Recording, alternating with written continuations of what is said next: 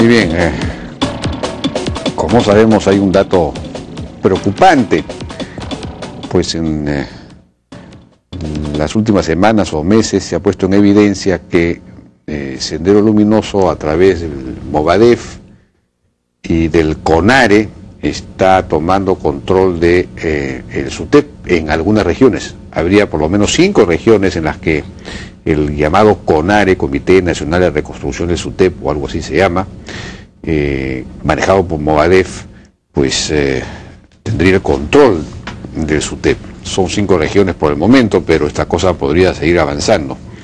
El Movadef está además en algunas universidades, por ejemplo en San Marcos, en Puno, y parece ser un movimiento de expansión.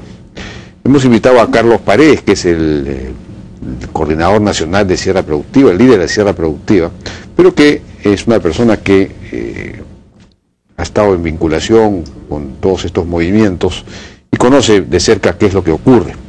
Y es un analista político, dicho sea de paso, así de caso, digamos, de refilón. Carlos, buenas noches. Buenas noches, Jaime, a la orden. Bueno, hay este asunto que realmente es preocupante, ¿no? Si el SUTEP terminara en manos del Movadef o de Sendero Luminoso, pues ya sería pues una, no sé, el fin de toda esperanza de recuperar la educación nacional, ¿no? ¿Qué es lo que está pasando ahí? ¿Qué ha pasado con Patria Roja? ¿Patria Roja está perdiendo realmente terreno en el SUTEP? ¿Cómo ha evolucionado esto? Bueno, en efecto, yo creo que estamos ante una situación extremadamente delicada, porque Sendero Luminoso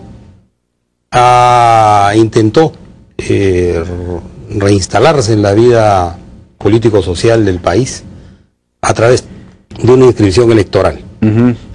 Esto ha sido debidamente rechazado por un conglomerado muy amplio de fuerzas que han manifestado su disconformidad. El Estado ha respondido tibiamente en relación a temas de orden legal, porque no tenía al parecer los instrumentos muy claros de por qué razones no debieran ser partícipes de la vida política. Y ellos, digamos, como que han aceptado el haber sido derrotados en esa batalla y se han trasladado al magisterio para, desde el sector educación, levantar fuerzas dirigidas a lograr sus objetivos. Su objetivo es la liberación de Guzmán, pero sus objetivos van mucho más allá, porque ellos están en proceso de reconstrucción de su partido o de su organización política para actuar. En su actuación ellos están buscando, en realidad son 2 sectores los que se están moviendo. Uno son los acuerdistas, que están más con Guzmán, y otros son los proseguir. Proseguir estaría en la conducción central de CONARE. ¿Así? ¿Proseguir? Así que esos es. eran los proseguir con la lucha armada. Así es. Entonces, ahí en Sendero, 2 posiciones. Una, la de, digamos, entrar a la vida política nacional, con las maneras que ellos tienen de actuar, por ejemplo, considerar que Felipe Portocarrero es un lacayo del imperialismo, una persona que notoriamente desde sus estudios en la universidad, Gonzalo Portocarrero, perdón, sí, tiene unas opiniones que se le conocen. Claro. Imposible pues de considerarlo un perro guardián del imperialismo, pues, claro. Pero mira tú cómo es que califican a personas que no piensan como ellos. Claro, son los mismos adjetivos de siempre. Pero dentro de eso también hay quienes dicen hay que hacer este reingreso a la vida social, pero para acumular fuerzas dirigidas a desarrollar nuevamente la violencia, la guerra popular como medio principal para acceder al poder. Y en este proceso, ¿cómo ubican la educación ellos? Ellos consideran que digamos, los estudiantes o el sector educativo debe cumplir las condiciones mínimos subjetivas para el desencadenamiento de la guerra popular. Esa es la tarea que le asignan al sector de educación, y esa es la labor que desarrollan desde el lado político para tratar de que cumpla esa función.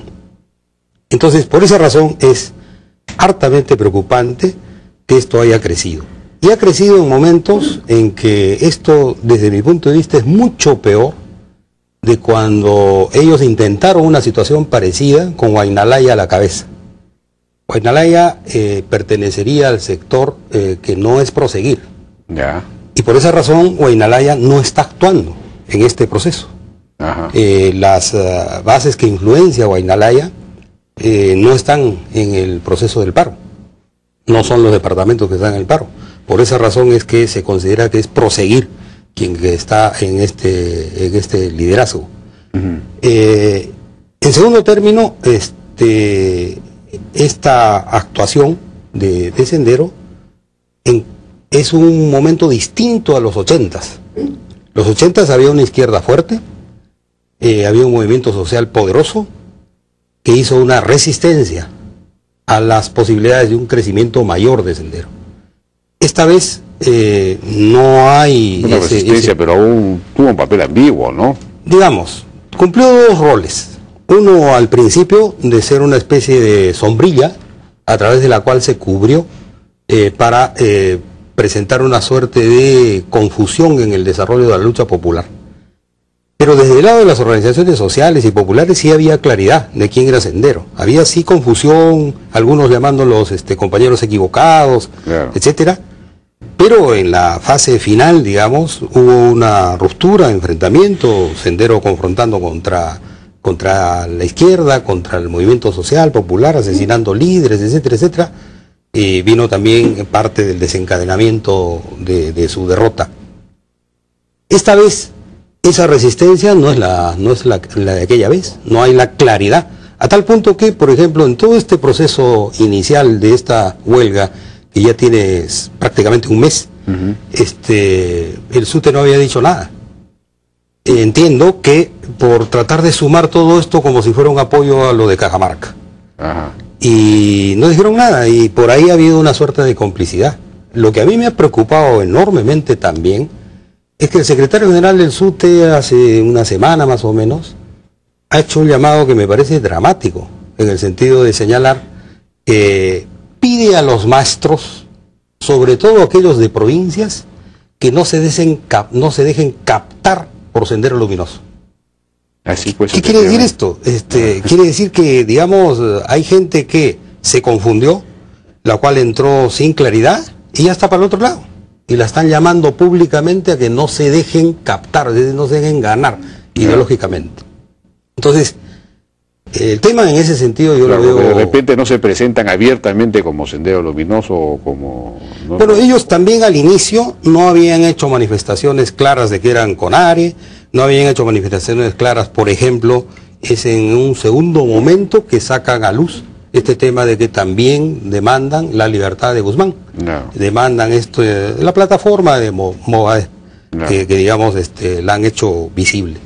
Y en ese sentido se nota que también se están repitiendo aquellos pecados originales o mortales que hubieron en la izquierda, donde actuó, digamos, como una especie de sombrilla que dio lugar a que ellos, parapetados en esa cosa grande, pudieran desarrollarse.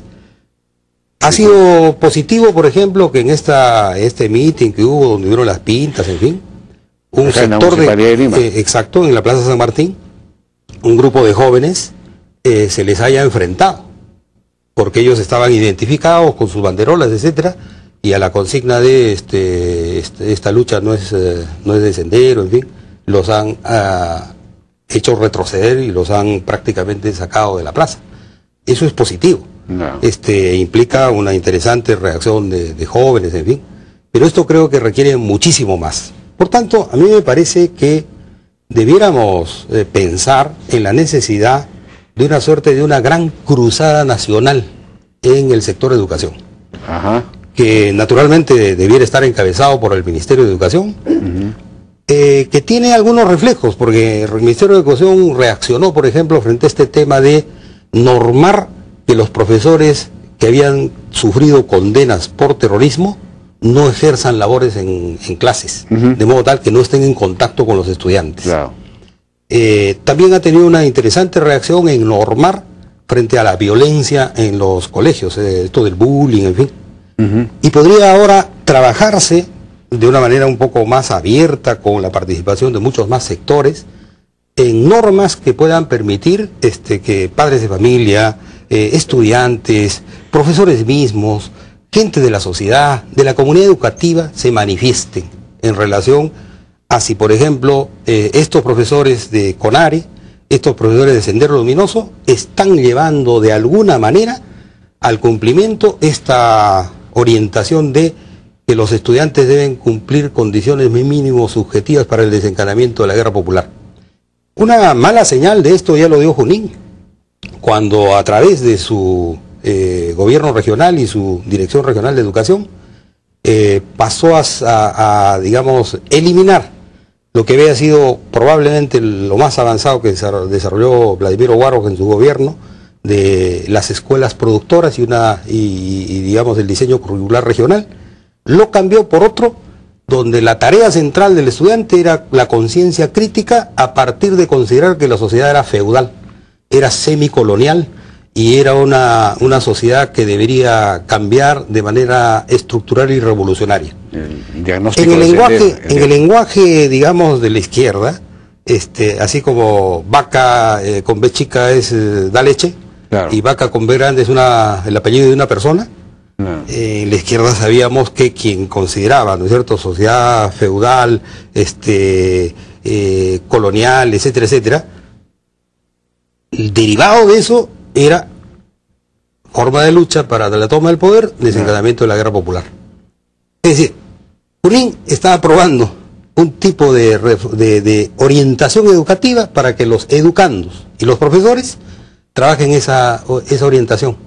Pues pero eso fue, yo recuerdo que eso lo hemos denunciado acá en el programa y creo que han dado marcha atrás en esa orientación, o por lo menos la han puesto en suspenso, por lo menos. Es decir, sacaron un documento curricular, ¿no?, con esa orientación, efectivamente. Hoy hemos leído acá algunas frases muy preocupantes en esa misma línea, pero creo que después de eso ha puesto en suspenso, por lo menos no han insistido con esa tesis, con ese documento. Me parece que también han hecho un giro en relación a ese tema. Efectivamente no han insistido, después incluso han dicho que en fin, no habían dicho lo que habían dicho, pero creo que se han salido por la tangente, porque eso no ha concluido en una suerte de emplazamiento y una suerte de autocrítica como debiera ser. Claro. Si que se han equivocado, que digan que se equivocaron.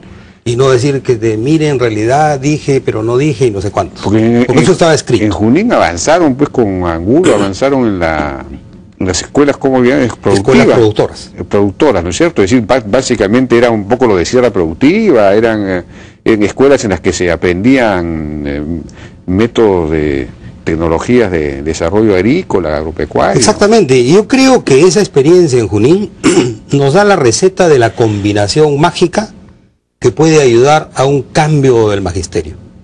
¿Por qué? Porque allá en Junín se produjo, con Guaynalaya a la cabeza, concentraciones de maestros que eran de 5, 7 mil, hasta 10 mil maestros, a favor de la propuesta que ellos tenían, y por ejemplo, fueron concentraciones que le impidieron a Guaro cambiar la Dirección Regional de Educación. Y a pesar de que nombró a Angulo, Angulo entró en medio de una situación de esa naturaleza, con prácticamente el local tomado por una cantidad enorme de profesores. A los 2 años esa situación había cambiado y la convocatoria de Guaynalaya era de 50 profesores. Y todos los demás profesores fueron detrás se incorporaron al proceso de reforma de la educación, haciendo que el contenido educativo fuera de una escuela productora. Y más de 300 profesores trabajaron, ayudados por el Consejo Nacional de Educación. El Mundo Murrugarra cumplió un papel interesantísimo ahí, de hacer el diseño curricular regional, donde todas los grados y todas las materias están cruzadas por educación productiva, por educación intercultural y por educación ambientalista. Y digamos, en todos los cursos se aprecia cómo es que deben engancharse con la situación. Y todo el movimiento magisterial fue partícipe de ese proceso y cambió absolutamente. Entonces no ha estado detrás y digamos como que les quitó el agua, claro, a las posibilidades de ese desarrollo. Entonces está marcada claramente la receta. Es decir, una cosa es ver cómo es que el movimiento de la comunidad educativa puede reaccionar para hacer esta cruzada en defensa de una educación por la vida, una educación por la producción, una educación por el progreso, una educación por la concertación, contra una cultura educativa que va por la confrontación, una cultura educativa de la violencia, una cultura educativa de que el estudiantado debiera estar dirigido esencialmente al desarrollo de la guerra. Entonces, yo creo que aquí viene la necesidad de un deslinde de esa naturaleza y el juego de fuerzas en ese sentido. Bueno, pero Patria Roja también debería tener una responsabilidad en eso, ¿no? Patria Roja está, me parece, reaccionando. Bueno, ellos siempre reaccionan tarde después que impulsan procesos de agudización de confrontaciones. Sí, pues. Porque en esas confrontaciones, como ellos no encaran, como lo hizo por ejemplo Angulo y Guaroc en Junín, con una alternativa de hacia dónde debe ir la educación, entonces van por la forma de lucha, la agudización de contradicciones, el enfrentamiento, digamos, extremo. Entonces, en ese enfrentamiento extremo, poniendo la forma de lucha como el objetivo principal, porque aquí el objetivo es el paro, y no el objetivo es qué carácter de educación es el que debemos tener. Entonces, eso termina alimentando criaturas hacia la izquierda, cada vez más radicales. Exacto. Y ahora, en este caso, prácticamente digamos, se ha hecho cargo de la conducción, por lo menos en 5 o 6 regiones, de esa presencia preocupante de Sendero Luminoso, además en su vertiente, porque ellos también están divididos, confrontados, tienen tendencias, en su vertiente más nociva, que es esta, la de proseguir, que indica la necesidad de la reconstrucción de la lucha armada, nada menos. Entonces, y eso es lo... Pero el proseguir está dentro del Movadef también. Yo creo que sí, se manifiesta como una tendencia, porque dentro de Movadef también tengo entendido que hay posiciones que plantean que sí hay que incorporarse a la vida democrática del país, pero unos dicen cómo o hasta que liberemos a Guzmán. Liberado a Guzmán, ya vemos qué hacemos. Entonces, y hay otros que dicen que sí y para siempre. Y esto de las condiciones subjetivas que hay que desarrollar en los estudiantes, pero eso es lo mismo que hacen también los profesores de Patria Roja, es decir, crear una conciencia contra la inversión, contra el desarrollo. Por eso es que, Jaime, esta cruzada nacional por un tipo de comportamiento de la educación es algo en lo que también tiene que estar incorporado, digamos, esta dirección del SUTE, que advierte que en el seno del magisterio, porque han sido los dirigentes del SUTE que nos han dicho con mayor claridad, allí hay sectores violentistas. Ahí está Sendero Luminoso. Este movimiento no lo hemos convocado nosotros, solo que lo han dicho 2 semanas después que ya se había desatado. Y cuando, digamos, eso, pensaron probablemente que el disparo iba a ser corto, pero cuando ya se ha vuelto preocupante para ellos mismos, están en esa advertencia. Por lo cual, ellos también debieran ser parte de esta preocupación. Pero todo eso, esa reacción debiera a su vez ir a este proceso de cómo, digamos, desarrollamos una reforma de la educación, concentrada en una relación de la educación con el desarrollo de la producción. Y la producción vinculada a las grandes potencialidades que tenemos en cada distrito, en cada provincia, alrededor de cada institución educativa. Y que lejos de que ahora la educación esté de espaldas a la vida productiva, se ponga de cara a la vida productiva. Pero además esto puede ayudar, Jaime, a un tema que es conversar en el movimiento social sobre reglas de juego que deberían haber en relación al tratamiento del desarrollo de la lucha social. Porque eso se ha perdido. Antes, digamos, en los años 70, en los años 80, cuando estábamos bajo el modelo de la sustitución de importaciones, y donde había una masa laboral considerable, digamos, de trabajadores dependientes, había el sistema de pliego de reclamos. Donde se presentaba el pliego, había un proceso de trato directo, de diálogo entre trabajadores y patrones. Luego había la posibilidad de que se rompa el diálogo, intervenía el Ministerio de Trabajo. El Ministerio de Trabajo hacía sus esfuerzos, jugaba como un árbitro, no se encontraba solución y entonces se abría la posibilidad de un paro. Eso llevaba a elecciones dentro del sindicato con vigilancia del jurado electoral, para que se pueda chequear cómo es que resultaba la votación. Y con una votación favorable había huelga legal o huelga ilegal.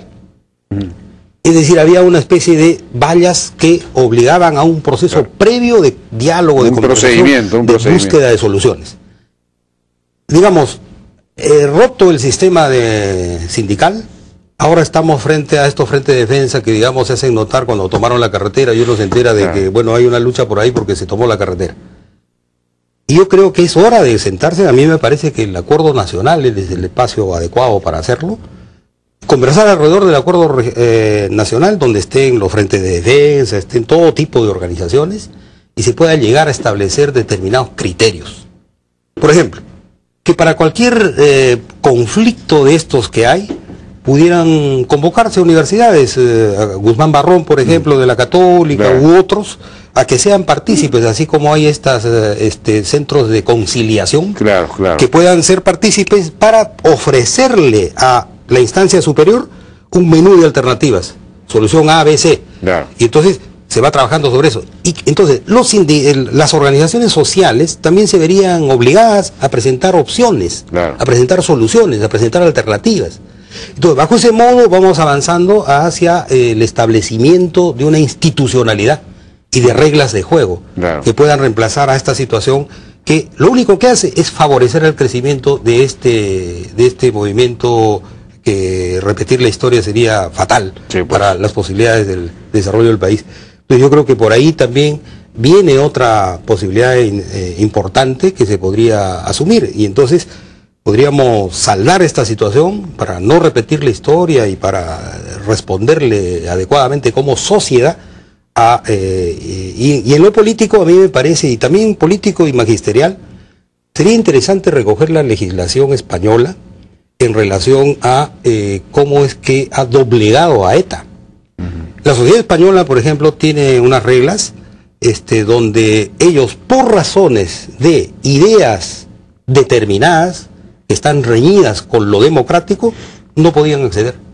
Ellos han creado diversas organizaciones generadas, distintas de ETA, vamos a decir, criaturas de ETA, que no les han permitido el Poder Judicial. Por ejemplo, y ha tenido también un tipo de reglamentación donde, por ejemplo, este líder de ETA, Otegi, por haber hecho un pronunciamiento en un artículo que escribió en el periódico Gara de ETA, lo llevaron a elevarle la condena. Y cuando rectificó, le bajaron la condena. Y así sucesivamente juegan con estar chequeando estos temas de pensamiento para ver si hay una real o no hay una real autocrítica. Y yo creo que la sociedad debiera defenderse de todas esas formas, y creo que puede ser también una interesante oportunidad para poder, digamos, definir el rol de las fuerzas democráticas en el país. Bueno, han lanzado por lo menos 2 o 3 grandes temas, Carlos Paredes, que deberían ser motivo de discusión, de paneles y efectivamente de desarrollo más de propuestas en mayor profundidad, incluso en el seno del Acuerdo Nacional, como ha sugerido. Muchas gracias, Carlos. Ya no tenemos más tiempo, lamentablemente, pero muy interesante realmente. Vamos a seguir con estos asuntos.